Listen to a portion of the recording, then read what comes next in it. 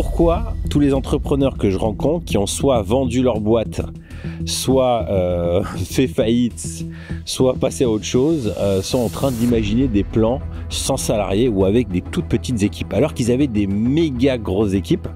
Qu'est-ce qui fait que, après coup, ils veulent revoir leur modèle? Aujourd'hui, la mode, c'est le freelancing, c'est des sociétés qui doivent encaisser beaucoup de cash avec que des freelances. Dernièrement, j'ai rencontré un gars lors d'un mastermind, il fait plus de 3 millions de chiffre d'affaires, il a 14 personnes qui travaillent pour lui, que des freelances, 0 salariés.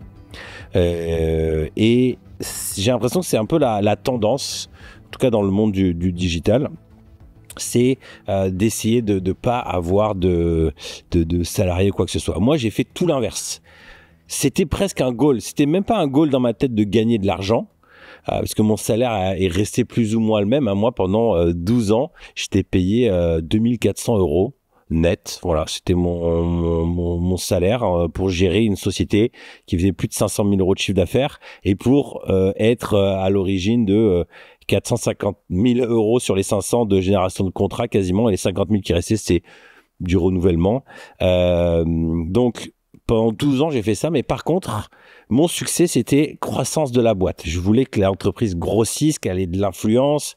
Je pense que j'avais mis beaucoup de mon ego là-dedans en me disant j'aurais réussi quand j'aurais une grande société. Et je me souviens quand on était déjà une dizaine de salariés, je voyais ce patron qui était un peu dans notre écosystème, c'était le seul que je connaissais qui avait plus de 50 salariés, et je l'imaginais comme un demi-dieu, quoi. Je me disais waouh, lui il a réussi, c'était incroyable. Donc mon succès, il était énormément corrélé à la taille de mon entreprise. C'était un peu à qui la plus grosse, quoi. C'est très très masculin. Et je me suis rendu compte que c'était pas si évident et que c'était un truc d'amateur en fin de compte, de vouloir calculer son impact au nombre de salariés. En fait, je pense que d'un point de vue sociétal, en soirée, en dîner, de dire j'avais une 50aine de salariés, c'est sûr que ça fait tout de suite gros dans la tête des gens. Donc, pour se la raconter en termes de statut social, c'est sûr que c'est vraiment c'est très cool. Mais en termes de d'entrepreneuriat, c'est pas si évident. Et j'aimerais vous partager une peut-être pas une loi, mais en tout cas une expérience que j'ai vécue personnellement, mais j'ai pu vérifier ça dans plusieurs bouquins en termes de management, de croissance d'entreprise. Il y a des étapes que je ne connaissais pas et que si j'avais connu, j'aurais pu, je pense, éviter beaucoup de problèmes. La chose est simple. Jusqu'à à peu près 12 à 15 salariés, ça se manage assez bien. C'est assez naturel, ça s'auto-manage. Alors, c'est sûr que c'est pas pareil quand on est 2, 3 ou 4. Il faut apprendre un peu à déléguer, faire confiance, bien s'entourer. Il y a plein de skills. Mais je dirais que si on est malin, qu'on a un bon produit et que relationnellement, on n'est pas un taré du cerveau, généralement, ça se fait. Jusqu'à 12, allez, à 15, ça se manage assez, je dirais pas facilement, mais ça s'auto-manage. Et ce qu'il faut savoir, c'est qu'entre 15 et 40-45, il y a ce qu'on appelle le désert. Le désert de l'entrepreneur. Pourquoi c'est un désert? Parce que là, il va se passer quelque chose, c'est que déjà, en tant que patron, tu peux plus être au cœur de tout, en fait. Surtout si tu es papa. Parce que tu veux une vie à côté, tu veux pas travailler jusqu'à minuit et les week-ends. Et en fait, ce qui va se passer, c'est que ton coût va augmenter, c'est-à-dire tes charges, parce que tu vas commencer à devoir recruter de la compta, des managers, parfois des directeurs. Donc en fait, ta structure opérationnelle, elle va augmenter. Il va commencer à y avoir un double niveau de management, c'est-à-dire qu'il y a toi, un manager, plus les équipes. Tu vois? Et en fait, tout ça, c'est des gens qui sont pas productifs d'une certaine manière. Ils sont pas en train de produire une table, faire un site web, vendre une prestation. Ils sont en train de manager. Donc, en fait, tes coûts, ton TJM, ton coût à la journée va commencer à monter. Les bureaux vont augmenter. Quand tu veux faire une petite soirée resto, bah d'un coup, c'est plus 10 personnes. 30, 40 personnes, d'un coup, c'est des montants qui montent tout de suite. Il y a tout qui devient plus cher. Et en face, si ton produit, il génère pas plus de marge, t'es cuit. Parce qu'en fait, tu vas augmenter ton nombre de charges, les locaux, les nouveaux salariés, des gens qui sont dans l'entre-deux. Et toi, par contre, si ton coût, ta marge, elle augmente pas, ou alors ta quantité, ce qui va se passer, c'est quand tu vas passer à 20, 21, ça va être des gens qui vont pas faire en sorte que tu, au lieu de vendre 200 unités par semaine, c'est pas parce que tu as un nouveau manager qui gère que tu vas en vendre 400. Et souvent, en plus, il y a un temps pour que ces gens-là deviennent opérationnels. Donc là, ça va commencer à être très compliqué. Donc déjà, première chose à savoir, si tu veux passer la barre des 15-20, il faut que tu aies un modèle extrêmement robuste et qui va rentrer beaucoup plus de cash. C'est-à-dire que les marges, elles doivent commencer à être très bonnes. Parce que tu vas presque doubler tes charges. J'avais mon actionnaire qui me disait toujours « voyage léger, voyage léger ». Sous-entendu, il faut que tu sois en mesure à la fois de monter puis de redescendre. Le truc, c'est que si tu prends trop de salariés, au bout d'un moment, ça devient compliqué, ça devient lourd. Et les moindres erreurs, c'est compliqué. Donc ça, c'est le premier élément. Alors, en fait, jusqu'à à peu près 40, 45, 50, ça dépend des structures, mais bon, voilà. C'est un enfer organisationnel. Parce qu'en fait, d'un coup, il y a plus de gens qui discutent, qui communiquent entre eux. Donc, il faut forcément des gens intermédiaires et ça devient le bordel. Et ensuite, passer les 50, généralement, si tu as tenu le cap jusqu'à tes 50, c'est que ton business model est assez robuste, que ta structure elle est en place.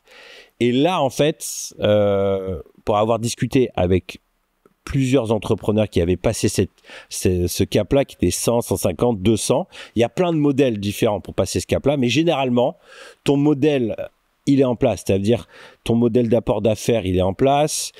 Ton calcul des marges, ton calcul de qu'est-ce qui se passe, tu as suffisamment d'éléments de points de contrôle pour piloter ton entreprise et les postes sont assez clairs. Donc, soit tu as un business model qui te permet d'avoir beaucoup plus de marge, soit c'est là où tu fais intervenir des investisseurs en disant on a un cap à passer et ce cap à passer, en fait, on a besoin de fonds pour structurer. Et en gros, c'est dans cette période-là que j'ai compris l'importance, pourtant je ne l'ai jamais fait, de lever des fonds. C'est qu'en gros, il te faut parfois 6 mois, 1 an, 2 ans pour structurer l'entreprise, pour mettre pour définir le poste du directeur des opérations, pour définir le poste du DAF, définir le poste exact des chefs de projet. Et en fait, tu structures tout de sorte à ce que la machine puisse être autonome. Il suffit que le chef de projet il t'annonce qu'il est recruté ailleurs, c'est pas grave. Quelqu'un d'autre peut venir et en fait, ce fiche de poste est clair, ses process sont en place. Donc en fait, pour moi, je pense que si c'était à refaire, soit j'aurais revu mon calcul de marge, soit j'aurais levé des fonds. Parce que ça prend du temps de structurer. C'est un process qui est compliqué. Et en fait, ce qui est éprouvant, c'est que c'est un moment où il y a tout qui devient plus gros. Donc là, il y a une satisfaction de l'impact. Il y a des projets plus gros parce que les clients, en fait, ils sont impressionnés aussi par le travail. Mais ta rentabilité, elle fait que de baisser. Donc moi, j'aimerais te passer un message à toi, entrepreneur, qui ambitionne la croissance. C'est pose-toi bien des questions de qu'est-ce que tu veux. Alors moi, à l'époque, on m'aurait posé cette question, j'aurais dit plus gros, plus gros, plus gros. Mais ce que je pense que j'avais besoin de le vivre, et on a vécu, vraiment, c'était un putain de succès. Mais là où moi, je pense que ça a été compliqué, c'est que c'est là où il y avait tous les problèmes de management qui intervenaient, où il fallait commencer à structurer. Il y a des gens qui rentrent dans l'entreprise qui me connaissaient même pas, qui avaient été recrutés, à qui j'avais jamais serré la main, parce qu'on était sur plusieurs bureaux. Donc forcément, en termes de culture entreprise, c'est hyper compliqué. Forcément, on met du middle management, donc il commence à y avoir des meutes qui se mettent en place, qui connaissent pas les autres, et qui commencent à avoir de la jalousie. Eux, ils travaillent plus qu'un tel. Enfin, ça devient très compliqué. Donc c'est vraiment un tunnel à passer. Et qui est extrêmement compliqué à traverser.